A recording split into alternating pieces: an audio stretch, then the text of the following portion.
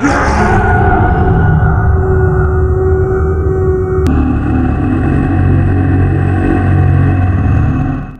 कहानी मुझे मेरी दादी माँ ने सुनाई थी। मेरी दादी माँ एक छोटे गांव में रहती थी। ऐसा कहा जाता है कि उस गांव में भूतिया चुड़ैल रहती थी और ऐसा ही भूतिया चुड़ैल से मेरी दादी का सामना हुआ था। वह एक चुड़ैल भी खुले बालों और भयानक डरावने चेहरे वाली चुड़ैल थी। सर्दियों का समय था, ठंड बहुत ज्यादा थी। पूरे गांव में कोहरा धुंध छाया हुआ था। मेरे दादा एक बड़े अधिकारी थे जो रोज की तरह दफ्तर का काम खत्म करके घर की ओर लौट रहे थे। घर वाले रास्ते में बाजार भी आता था जहाँ मेरे दादाजी सामान लेने के लिए रुके। उनके बाकी कर्मचारी शहर चले गए। मेरे दादाजी बाजार में सामान लेने की वजह से पीछे रह गए। सामान लेते लेते दादाजी को पता ही नहीं चला कि कब शाम हो गई। दादाजी ने घड़ी देखी तो पता लगा कि आज तो देर हो गई, घर पहुंचने में ज्यादा देर हो जाएगी। तो दादाजी ने सोचा कि जंगल के रास्ते चला जाऊंगा तो जल्दी पहुंच जाऊंगा। इसलिए दादाजी ने गाड़ी स्टार्ट की और जंगल की तरफ घुमा ली। शाम होने के कारण जंगल में बहुत ज्यादा अंधेरा हो गया था। दादाजी तेज स्पीड में गाड़ी चला रहे थे। तभी उनके सामने एक औरत आई। औरत को देखते ही दादाजी ने तुरंत गाड़ी रोक दी। दादाजी ने औरत की तरफ देखा तो औरत बहुत जोर जोर से रो रही थी।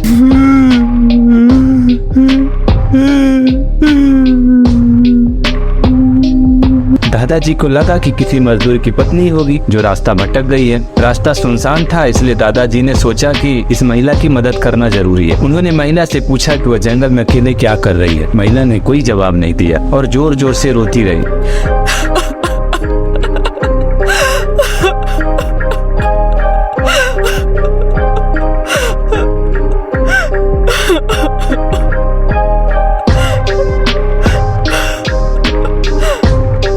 ऐसा लग रहा था कि सारा जंगल उस महिला के रोने की आवाज से गूंज रहा हो। दादाजी ने पूछा आपका घर कहाँ है, फिर भी वो महिला कुछ नहीं बोली। दादाजी ने उससे बोला कि तुम मेरे साथ घर चलो, जिसके बाद वह दादाजी के साथ चलने के लिए मान गई और दादाजी के पीछे वाली सीट पर बैठ गई। गांव में घूंघट डालने का रिवाज होता है, जिसके कारण उस महिला ने अपने सर पर घूंघट ओढ़ रखा था और उसका चेहरा ढका हुआ था। फिर दादाजी घर की तरफ निकल गए। घर पर सभी दादाजी का इंतजार कर रहे थे। जैसे ही सबने गाड़ी की आवाज सुनी, सब भागकर दादाजी के पास आ गए। जब सभी परिवार वालों ने उसे महिला को देखा तो दादाजी से पूछा तो दादाजी ने जंगल वाली पूरी बात बताई और कहा कि अब यही खाना बना देगी। लेकिन दादी माँ को उस महिला पर शक हो गया था। दादी को लगा कि कोई चोर है जो घर का सामान चुरा कर लेके भाग जाएगी। दादी माँ ने उसे रसोई में जाकर खाना बनाने के लिए कहा, जिसके बाद वह महिला बिना कोई जवाब दिए रसोई की तरफ चल गई। रसोई में सारा सामान रखवाने के बाद दादी माँ ने कहा सबको भूख लगी है, इसलिए जल्दी खाना बना दो। दादी माँ ने उसे रसोई में भेज तो दिया, लेकिन उनका मन अभी शांत नहीं था। 10 मिनट बाद दादी माँ रसोई में पहुंची तो देखा कि अभी वो मछलियां बैग में से मछली निकाल रहे थे, जिसको देखकर दादी माँ को और भी गुस्सा आ गया और उसने बोला कि तुमने अभी तक खाना बनाना शुरू नहीं किया, कब खाना बनेगा और कब हम लोग खाएंगे। उस महिला का चेहरा अभी भी ढका हुआ था, इसलिए किसी ने भी उसका चेहरा नहीं देखा। दादी माँ ने उसका चेहरा देखने के लिए कोशिश की, लेकिन उनका चेहरा नहीं देख पाई। दादी माँ ने बोला कि जरूरत हो तो बुला लेना, लेकिन फिर भी वह महिला कुछ नहीं बोली। दादी माँ को लगा कि शायद अनजान लोगों की वजह से ये झिझक रही है, जिसके बाद दादी माँ चली गई। रसोई में अजीबोगरीब आवाज आ रही थी। फिर 10-15 मिनट बाद दादी माँ ने रसोई में आई तो देखा कि रसोई का नजारा बहुत ही डर गई। उसके पैर वहीं थम गए। दादी माँ के गले से आवाज नहीं निकल रही थी। दादी माँ ने देखा कि वो महिला रसोई में बैठकर कच्ची मछलियाँ खा रही थी। रसोई में मांस और हड्डियों के टुकड़े बिखरे पड़े थे। उस महिला का घूंघट भी सर पर नहीं था और उसका चेहरा बेहद डरावना, लंबे लंबे काले काले बाल, बड़े बड़े नाखून और चुड़ैल थी। वह चुड़ैल मछली खाने में मगन थी। इस कारण दादी माँ उस चुड़ैल का ध्यान नहीं गया। दादी माँ से चिल्लाया भी नहीं गया। दादी माँ को लगा कि यह और ज्यादा भयानक हो जाए। दादी माँ ने एक थाल उठाया और चूल्हे में से जलता हुआ कोयला लेकर उस चुड़ैल की तरफ दौड़ पड़े। दादी माँ ने कोयला उस चुड़ैल पर फेंक दिया।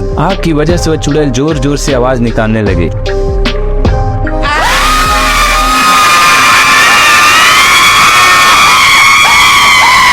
चुड़ैल की आवाज सुनकर सारा घर इकट्ठा हो गया। चुड़ैल को आग दिखाकर घर से बाहर निकाला गया। चुड़ैल की आवाज इतनी तेज थी कि आसपास के सभी लोग अपने घरों से बाहर आ गए और सभी लोग चुड़ैल को देखा। चुड़ैल को देखकर गांव वाले जंगल की तरफ जा रही थी, डर गए। पूरे गांव के लोग चुड़ैल के डर से कांप रहे थे और सभी मेरी दादी माँ की प्रशंसा कर रहे थे। इन्होंने सही समय पर चुड़ैल को आग से भगा दिया। यदि चुड़ैल को ये नहीं भगाया जाता तो पूरे गाँव के लोगों को खत्म कर देती।